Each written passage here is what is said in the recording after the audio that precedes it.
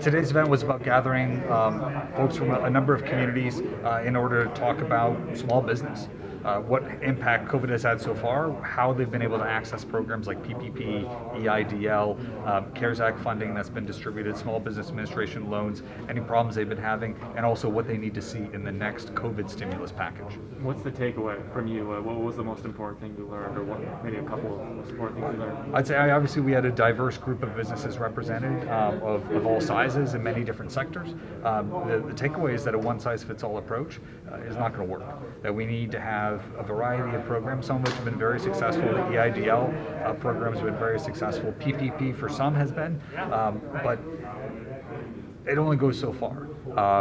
The more we can have funding that can be distributed in a discretionary way at the local level, and that's something we saw. I mean, we're in the Grandpa's Chamber. The Grandpa's Chamber worked very closely with Kent County to distribute funds to small businesses that maybe didn't fit the mold of some of the larger programs, but still had a demonstrated need and a way to get through to the end of this pandemic so they could reopen. You heard, last question, you heard these voices, you got the feedback. What do you do now?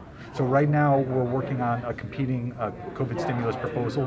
The proposal that the Biden administration, Speaker Pelosi and Leader Schumer have been working on has had absolutely zero input from anyone who isn't in some of their closed committee hearing rooms.